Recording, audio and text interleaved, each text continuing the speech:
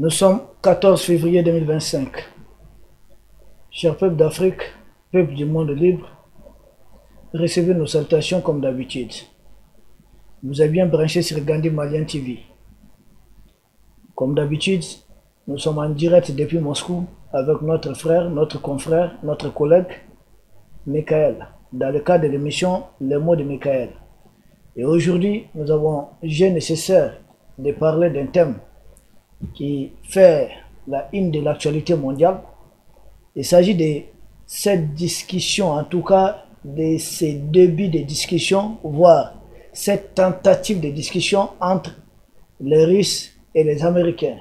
Ce qui d'emblée, mais ce qui avait maningassé ce conflit, notamment certains dirigeants européens out hors jeu, pour connaître davantage la profondeur, la portée de ce qui profile à l'horizon.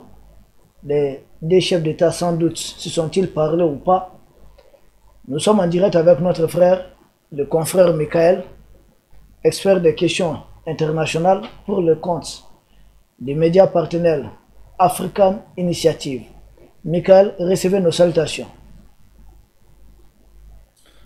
Bonsoir Général, bonsoir chère audience, chère Afrique, les peuples du monde libre et multipolaire.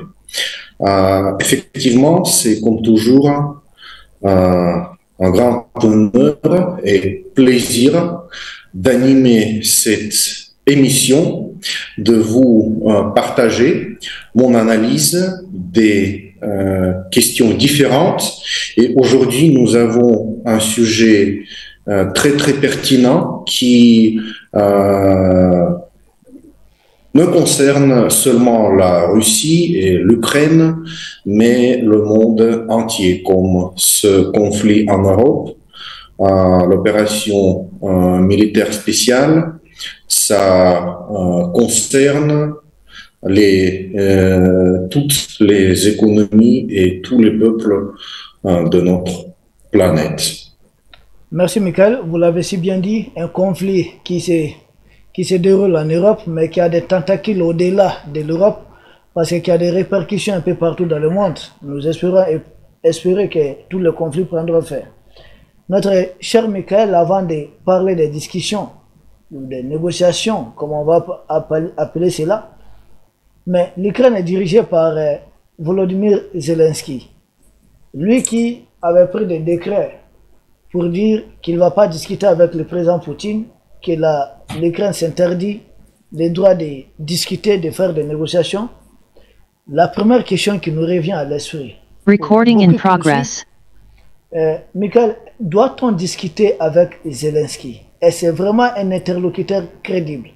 Pensez-vous, vous en tant qu'analyste, est-ce qu'on doit discuter avec Zelensky?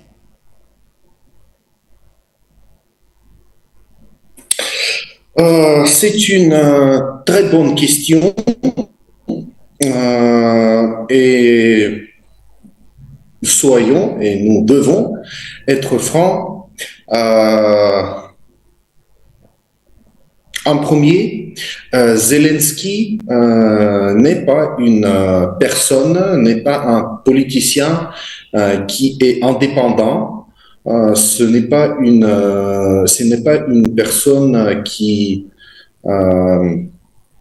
est à la charge de ce conflit, qui est à la charge des décisions qui sont effectuées en Ukraine. Il est directement contrôlé par de différentes puissances occidentales. Son régime et son armée est financé à 40 à 40% par l'Europe et par les États-Unis. Ce sont même des chiffres qu'il a évoqués lui-même. Il a dit que 20% de puissance militaire de l'Ukraine, c'est l'aide des États-Unis, et 40-20%, ce sont des capacités de l'Ukraine et de l'Europe. Mais comme vous le très bien comprenez, les capacités les propres capacités de l'Ukraine sont à un niveau qui est très bas. Donc, pour beaucoup de raisons, il n'est pas indépendant et il ne peut pas vraiment ni parler au nom de son peuple, ni prendre et effectuer des décisions pour son pays. En deuxième lieu, à cause d'avoir reporté les élections présidentielles en Ukraine jusqu'à la fin d'état de guerre en Ukraine, Zelensky n'est plus un président, un dirigeant constitutionnel. Son mandat est expiré depuis déjà presque 2 années, même plus. Donc, il n'est pas crédible. Il n'est personne du point de vue de constitution de l'Ukraine et du point de vue des autorités russes. Comme ce n'est pas un président qui est élu par le peuple ukrainien, qui a le droit de parler au nom du peuple ukrainien. Et le troisième point que j'aimerais évoquer dans ce contexte, c'est le fait que Zelensky lui-même s'est interdit de négocier avec la Russie. Nous le connaissons très bien aussi, et je vous le rappelle qu'il y a la loi en Ukraine qui interdit les négociations avec la Russie.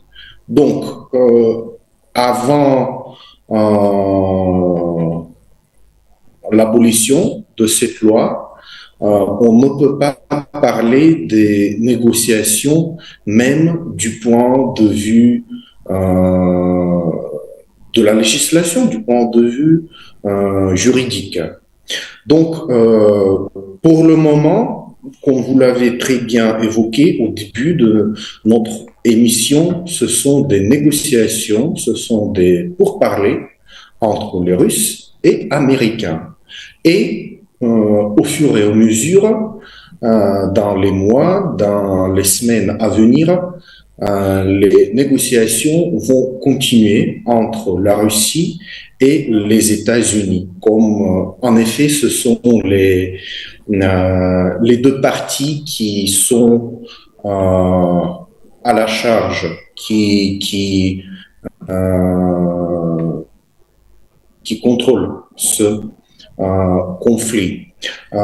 Bien sûr, c'est la Chine qui va participer au processus de ces négociations pacifiques, comme depuis le début de ce conflit, la Chine a plusieurs fois appelé à un cessez-le-feu et a entamé des négociations qui vont respecter la réalité, qui vont tenir compte de la réalité qui est sur le terrain, et des négociations qui vont compter les intérêts de toutes les parties. Bien sûr, nous attendons la participation du Sud global dans ce conflit, comme nous l'avons vu l'année passée, l'initiative pacifique des pays africains qui ont proposé leur propre projet de résolution pacifique par voie des négociations de ce conflit. Nous ne savons pour le moment si cette formule va être utilisée par des négociateurs, mais de toute façon, je crois que, et j'espère que le Sud global va être impliqué dans ces négociations. Peut-être aussi l'Union européenne, mais comme nous l'avons vu, aujourd'hui, juste il y a quelques dizaines de minutes, les actualités ne cessent de venir depuis les champs de la conférence de sécurité de Munich et Ursula von der Leyen, qui est à la tête de l'Union européenne, a dit que ni l'Ukraine et l'Union européenne veulent la paix à travers la force, pas à travers la négociation. C'est une formule, c'est un propos qui ne s'inscrit pas dans la réalité que nous voyons aujourd'hui. Donc, pour un peu conclure ma réponse à cette question, Zelensky, peut-être ses maîtres occidentaux vont lui ordonner, vont lui confier de signer quelques documents. S'ils arriveront à le forcer, à le faire signer cette résolution pacifique, mais peut-être nous allons voir assez vite un changement de pouvoir en Ukraine quand les puissances occidentales vont installer un autre président, un autre dirigeant qui va signer cette résolution pacifique et qui va être plus légitime dans les yeux du peuple ukrainien et dans les yeux du gouvernement russe. Ok. Merci, Michael. Nous avons bien noté. Vous avez évité 3 raisons pour lesquelles vous ne voyez pas Zelensky participer directement à cette discussion. Premièrement, vous avez pu démontrer à plus B qu'il n'est pas maître de lui-même et qu'il a des maîtres. Donc lui-même, il est aux ordres. Pas facile de discuter avec quelqu'un qui est aux ordres. Deuxièmement, il n'est pas légitime puisque son mandat a expiré. Et en troisième position, vous avez fait référence à cette loi prise au niveau du Parlement ukrainien qui interdit d'abord à l'État ukrainien de discuter avec l'État russe et qui interdit au président Zelensky de discuter avec le président Poutine. Là, d'emblée, vous aviez laissé entendre un peu dans votre analyse que Zelensky on pourrait avoir bien à la tête de l'Ukraine un autre dirigeant pour conduire les discussions ou signer les traités de paix qui seraient beaucoup plus légitimes. Et d'ailleurs, Michael, je vais ajouter à votre analyse pour vous compléter un peu que le président Poutine avait même laissé attendre si c'est Zelensky dans les discussions, il va se faire remplacer. Et je pense que c'est ce que Trump a compris finalement. Lui, il discutera uniquement avec quelqu'un qui est légitime, le président qui est légitime. Ceci étant, après votre analyse, Michael, si nous suivons bien votre analyse, parce que vous avez parlé des probables participations de la Chine, du Sud global à des discussions, vous n'excluez pas la participation de l'Union européenne, mais nous voyons l'Union européenne peut-être d'emblée un peu à l'écart, parce que vous avez dit dans votre intervention que l'Union européenne tient à avoir la paix par les armes, ce qui sous-entend une capitulation de la Russie militairement. Or, la réalité du terrain, c'est autre chose. Ce sont les forces de Zelensky qui sont en train de reculer, qui sont en train de perdre du terrain. Nous ne savons pas si nous sommes sur la même planète que ces personnes. Donc, Michael, vous nous confirmez que les négociations ont bel et bien débuté dans les coulisses ou ces négociations sont dorénavant de façon officielle? Parce que c'est vous qui suivez les médias russes. Est-ce que les négociations ont commencé officiellement ou bien c'est encore dans les coulisses, c'est encore les dessous des tables?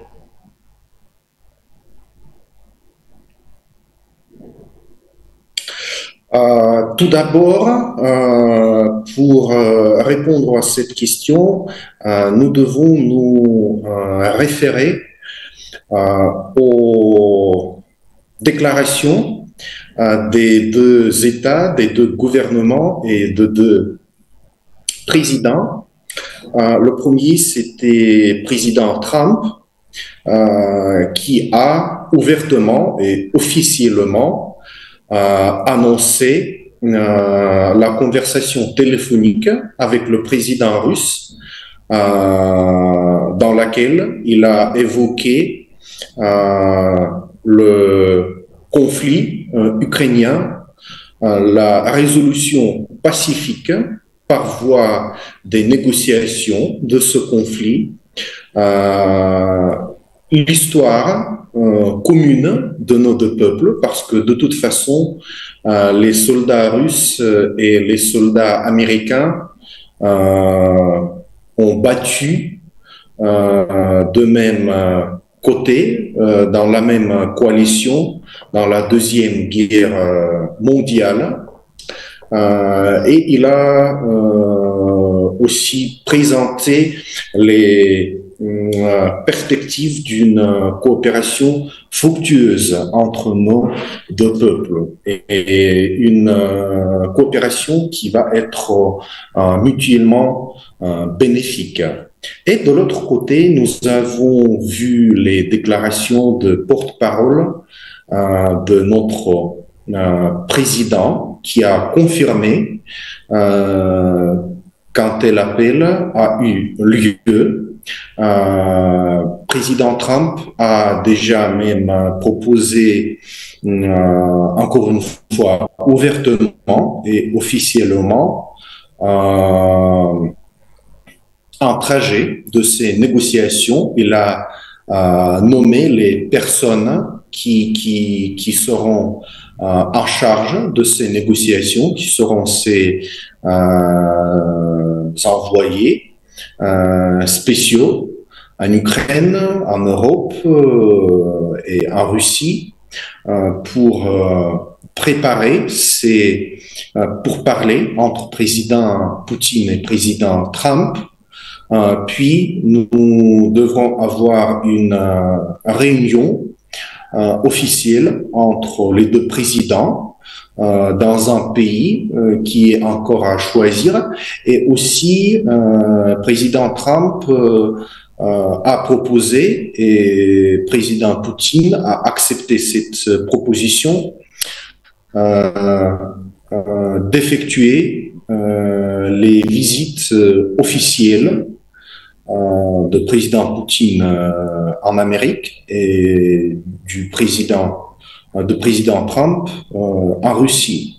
Donc, nous pouvons dire, vu ces déclarations, que au moins les préparations pour les négociations officielles entre nos deux pays ont commencé. Ça, c'est déclaré ouvertement d'une manière très officielle par les deux parties. Et nous espérons que ces pourparlers vont se dérouler d'une bonne manière. Bien sûr, c'est un processus assez long et très, très difficile. Parce que nous devrons prendre en compte les intérêts de toutes les parties, et de toute façon la Russie est une partie gagnante dans ce conflit. ce que l'Occident refuse d'accepter, mais avec l'arrivée du président Trump, nous avons vu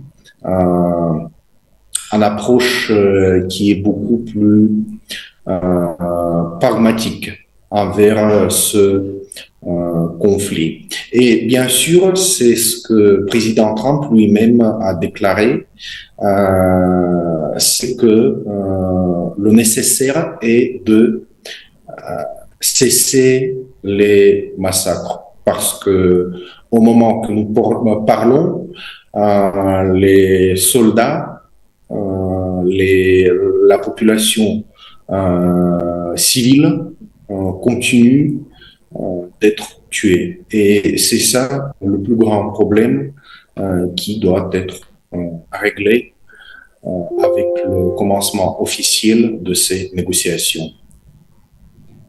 Merci, Michael. Ce qui nous conduit d'ailleurs à notre troisième question, parce que nous avons suivi Zelensky qui, parlant toujours de ces discussions, qu'on voit de plus en plus à l'écart, parce que non seulement il est illégitime, et puis ce décret qui l'interdit de prendre part, de négocier. Mais malgré tout cela, Zelensky dit être prêt à un échange de territoire. C'est une façon de violer les décrets que lui-même s'est imposé, ou bien c'est une façon de se faire inviter à la table de discussion, mais par autre moyen. Vous qui analysez cette actualité depuis Moscou, c'est quoi votre point de vue quand Zelensky dit qu'il est prêt à un échange de territoire?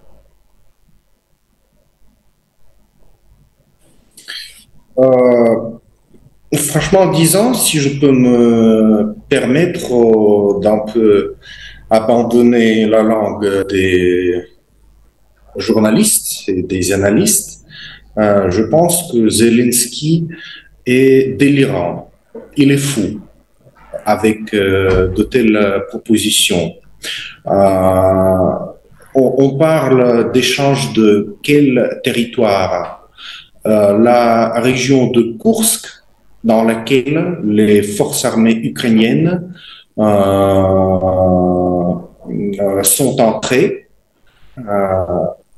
C'est la territoire russe qui fait une partie intégrale de notre pays, qui est surtout une région qui est mondialement reconnue comme la territoire russe. L'autre point, les régions, les territoires qu'ils pensent toujours être ukrainiennes ont fait leur propre choix. Ils ont choisi leur destin. Il y avait des référendums avec des observateurs internationaux venant de dizaines de pays. C'est une réalité qui ne peut pas être changée. Ce sont des régions russes qui font partie de notre pays et qui sont même inscrits dans la constitution de fédération de Russie. Ils font ces 4 régions libérées, plus la République de Crimée et la ville de Sébastopol. Ils font 6 sujets des 89 de la Fédération de Russie. Ils sont hors la discussion, même selon les lois russes, selon la constitution russe. Aucun territoire russe peut être cédé à n'importe quel parti. C'est ça ce qui est stipulé dans notre constitution, dans la constitution d'État russe.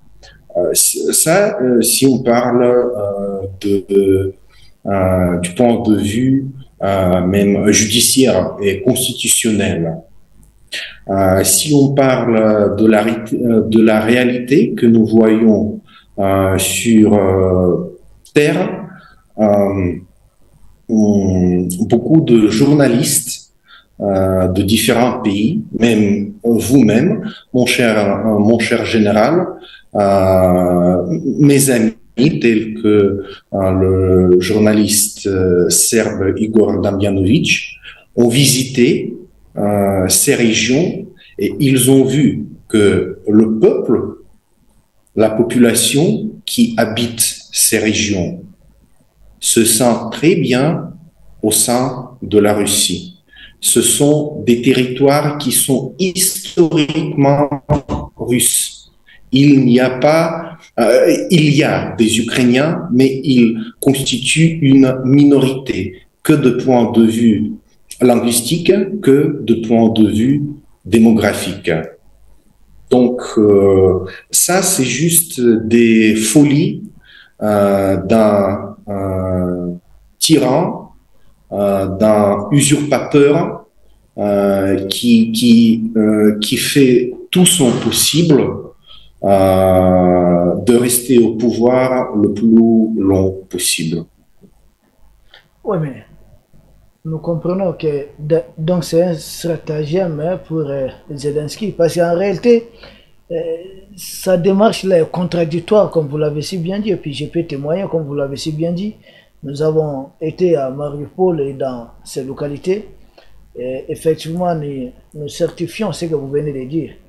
Et nous espérons prochainement être encore dans d'autres localités encore. Nous saluons toute l'équipe d'African Initiative qui a entièrement pris en charge ce voyage. Mon cher Michael, Donald Trump a laissé entendre, a dit quelque chose, bon, c'est Trump, hein, que l'Ukraine pourra être totalement russe ou l'Ukraine ne pourra pas être russe. Qu'est-ce qu'il veut sous-entendre, Donald Trump? Qu'est-ce qu'il veut dire par là? Comment vous comprenez cela? L'Ukraine pourra être totalement russe. Vous qui connaissez un peu l'histoire de ces deux peuples, c'est quoi cette analyse à partir de l'histoire et quelle analyse en faire à partir d'actualité? Et si les choses continuent comme ça, évoluent très bien, si on se projette dans un futur, quel serait le poids d'une telle affirmation? Merci.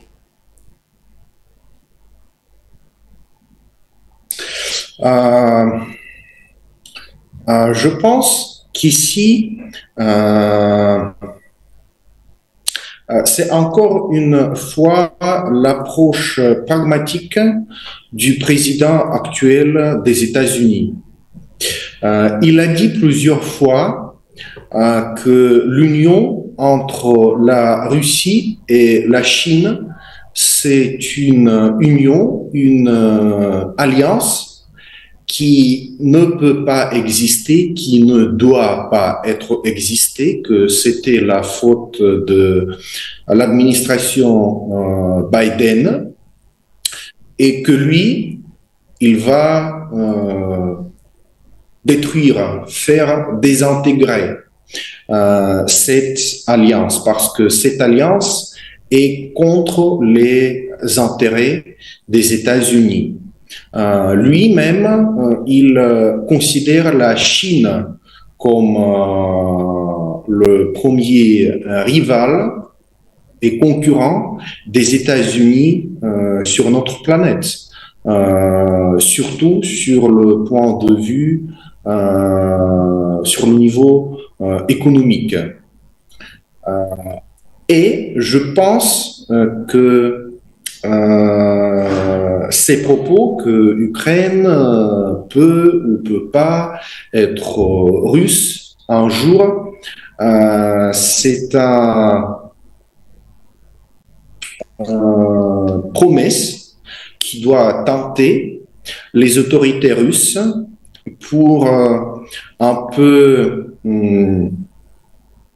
abandonner ses positions du monde libre, du monde multipolaire, d'abandonner ses alliés actuels et de s'aligner avec les États-Unis. C'est-à-dire, si la Russie est le partenaire des États-Unis, vous pouvez avoir une grande portion de l'Ukraine, peut-être même l'Ukraine entière. Si vous jouez dans notre jeu, si vous respectez les règles que nous vous donnons. Mais en effet, je crois et je suis sûr que le gouvernement russe, surtout le président Poutine, a très bien compris la valeur des promesses des puissances occidentales, que notre pays ne va pas se faire duper par de tels propos. Nous n'allons pas changer nos partenaires actuels, le Sud global, les pays africains, l'Inde, la Chine, contre les alliés anciens qui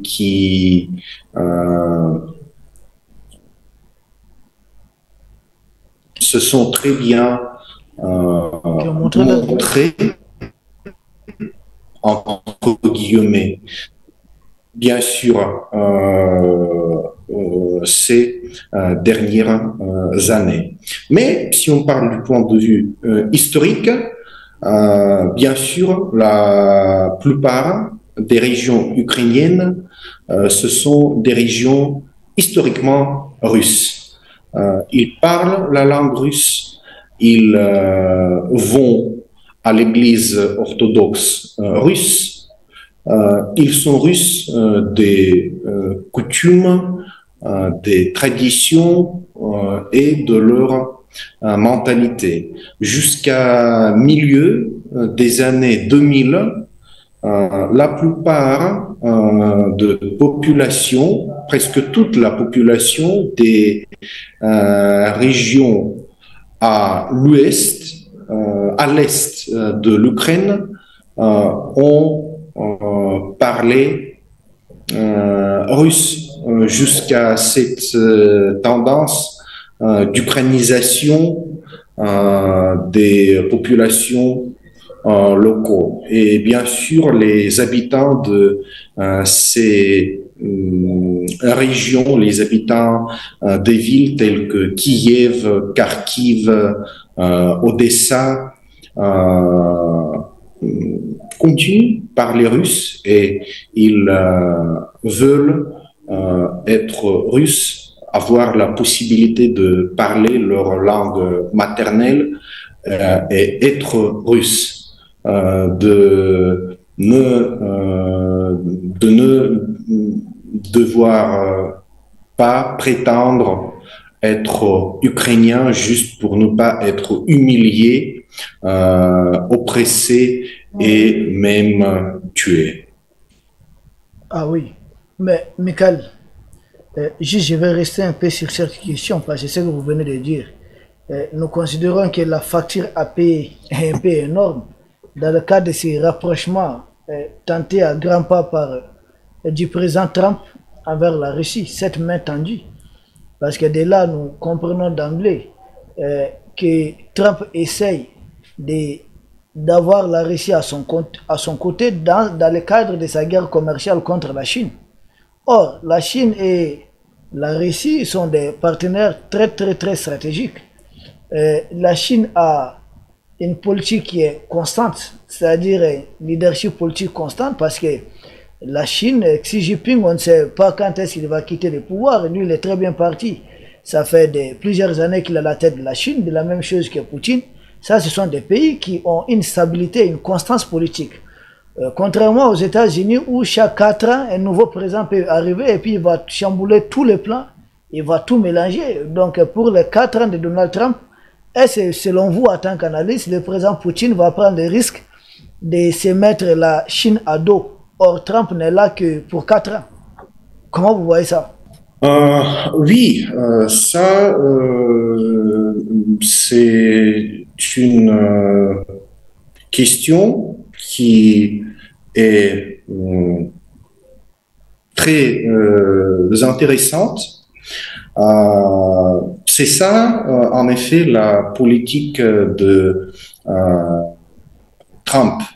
Même avec les pays européens, il conduit cette politique.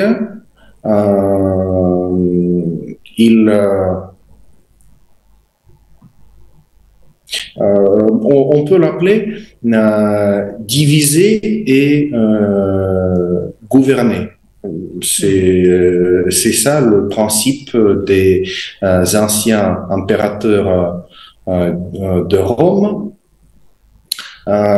Il essaie de diviser l'Europe, qui est en réalité divisée, mais maintenant il dit que l'Europe doit compter sur elle-même, elle doit payer ses frais de sécurité, elle doit payer des impôts pour exporter sa production aux États-Unis d'un côté. Et de l'autre côté, il donne des préférences aux sociétés européennes, aux spécialistes hautement qualifiés, pour qu'ils se déplacent aux États-Unis, pour qu'ils déplacent leurs fonds, leur capacité de production pour renforcer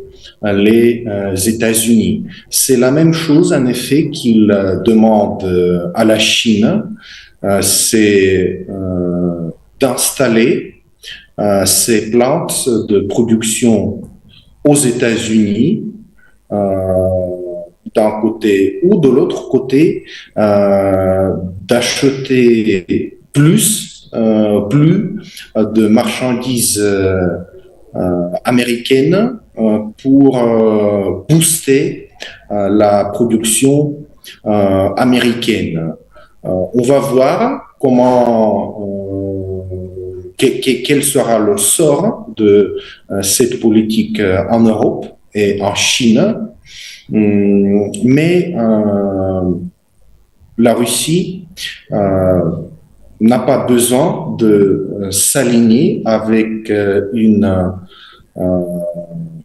telle politique. Nous avons le moyen de continuer cette guerre et libérer le peuple russe qui habite sur le territoire ukrainien. Nous n'avons pas besoin d'accepter cette politique de Trump qui a besoin des intérêts des États-Unis de désintégrer la Russie et la Chine. Bien sûr, le peuple russe, le gouvernement russe, le président russe, tout le monde veut une résolution pacifique. La résolution par la voie des négociations.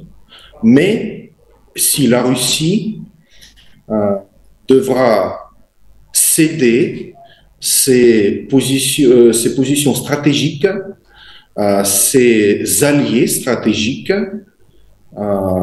il n'y aura pas de telle négociation, il n'y aura pas d'une telle résolution pacifique, parce que de toute façon, la Russie a les moyens pour continuer la guerre et pour libérer le peuple russe et les régions russes qui se trouvent maintenant sous la prise de l'Ukraine et de protéger son peuple avec les moyens qu'il dispose.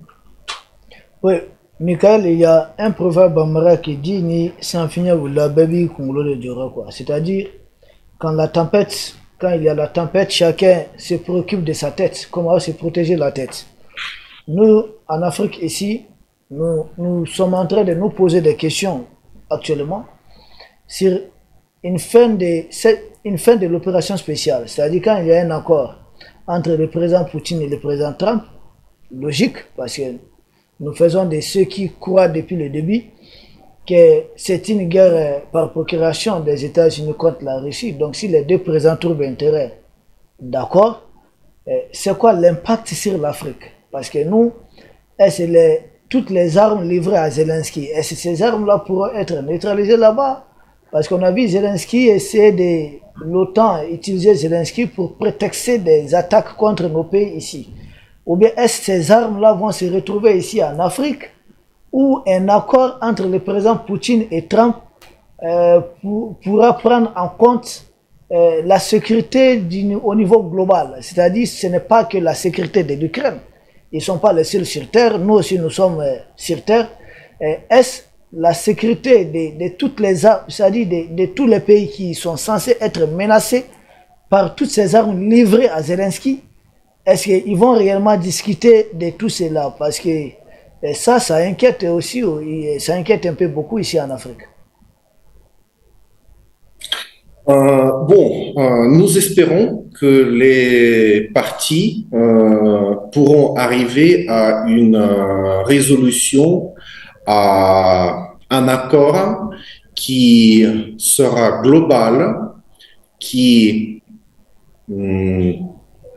pourra régler tous les points difficiles, tous les différends globaux entre la Russie et le monde multipolaire et l'Occident.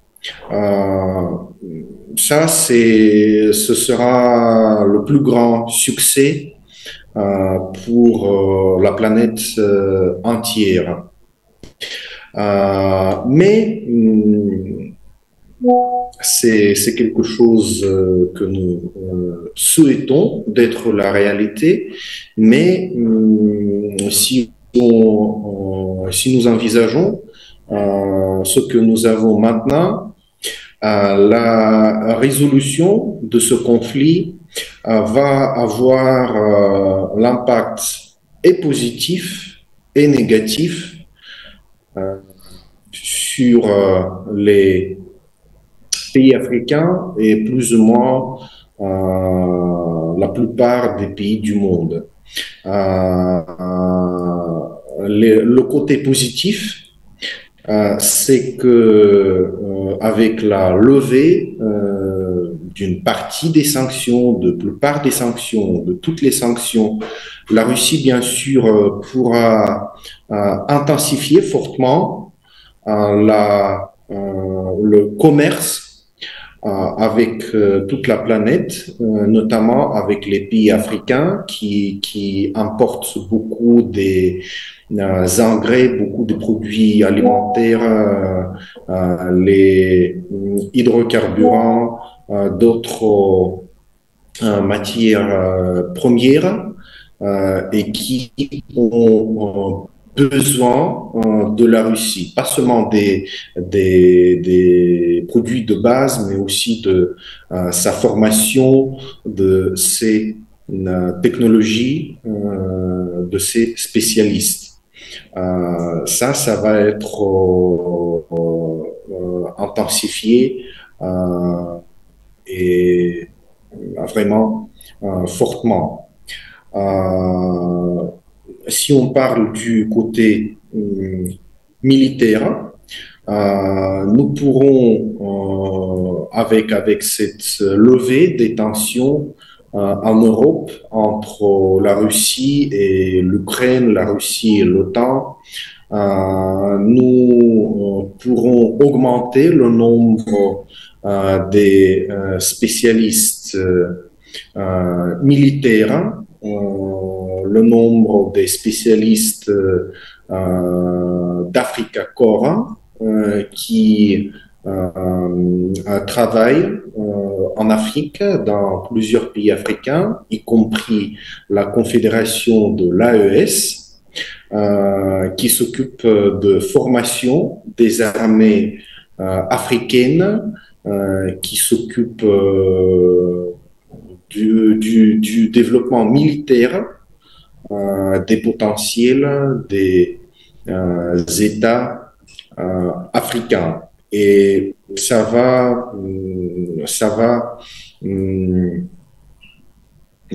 vraiment cimenter la stabilité, l'intégralité et la sécurité des pays africains.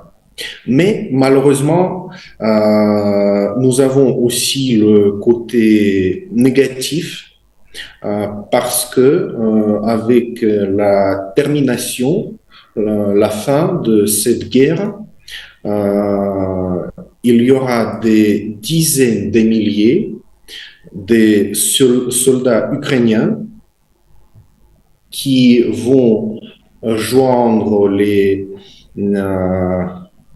sociétés militaires privées pro-occidentales, les séparatistes, les djihadistes, pour continuer à tuer, pour continuer à voler et violer, et pour continuer de gagner de l'argent avec ce métier de guerre. Et ça, c'est malheureusement un grave danger pour les pays africains, parce que de toute façon, les pays occidentaux ont beaucoup investi dans le développement de l'armée ukrainienne, et dès que le conflit est terminé, ils devront continuer d'utiliser de quelque manière ces fonds, c'est-à-dire les soldats de l'armée ukrainienne, parce que malheureusement, il y a pas mal de soldats ukrainiens qui ne veulent pas s'intégrer dans la vie pacifique, soit de l'Ukraine du futur, soit de la Russie. La seule chose qui les intéresse, c'est la guerre. Et la région où nous avons beaucoup de conflits, où on a besoin des spécialistes bien formés, expérimentés, c'est l'Afrique. Et bien sûr, ce seront pas des gouvernements officiels des États africains, sûrement pas Mali qui a rompu les relations diplomatiques avec l'Ukraine, mais ce seront des terroristes, des djihadistes et des séparatistes tels que Boko Haram, tels que le mouvement de Tchnim, d'Azavad, etc., etc., etc. Aussi, nous avons ce qu'on appelle le centre des informations, des opérations informationnelles et psychologiques, qui s'est très bien démontré. En Russie, c'est un centre ukrainien qui s'occupe des compagnie de diffamation, de l'ingénierie sociale pour former la mentalité publique d'un pays dans la situation de ce conflit en Ukraine de la Russie pour former une attitude négative envers le gouvernement russe et contrairement former le sentiment de pitié envers les soldats ukrainiens, envers la population civile qui doivent souffrir pour rien du point de vue du régime de Zelensky. Et avec leur expertise et expérience qu'ils ont reçue pendant ce conflit, ils pourront faire la même chose en Afrique, au Moyen-Orient, en Amérique latine, pour dénigrer des gouvernements officiels, pour assurer les positions des organisations terroristes et extrémistes. Si l'Occident paye, ce sorte des gens est prêt à organiser n'importe quoi, des coups d'État, des massacres, des actes de terrorisme, former des terroristes, etc., etc., etc. Donc ça, c'est le côté négatif auquel on peut faire face à l'issue de ce conflit. Mais comme j'ai mentionné, avec l'augmentation d'Africa Corps russe en Afrique, je pense que la Russie aura tous les moyens pour aider les États africains à contrer et neutraliser ce danger. En effet, nous avons un article sur notre site qui vient de sortir aujourd'hui, dans lequel nous décortiquons l'implication de l'Ukraine dans des conflits en Afrique, notamment la situation au Sahel. Donc, chère audience, toutes les personnes intéressées peuvent le lire pour avoir plus de détails. Ok. Michael Sassi, nous avons pris ça en compte. Nous avons toujours cette inquiétude, c'est vrai. Africa Corps, c'est-à-dire des conseils militaires, des militaires russes qui sont en Afrique, leur contingent sera sans doute renforcé avec la fin de l'opération de l'autre côté et la Russie aura d'autres capacités. Comme vous l'avez si bien dit, l'inconvénient aussi c'est que l'autre côté aussi pourra avoir dorénavant des capacités de nuisance. Mais tout compte fait, les dirigeants africains qui sont en train de nous suivre en ce moment doivent tout mettre en œuvre pour que l'Afrique ne soit pas absente de ces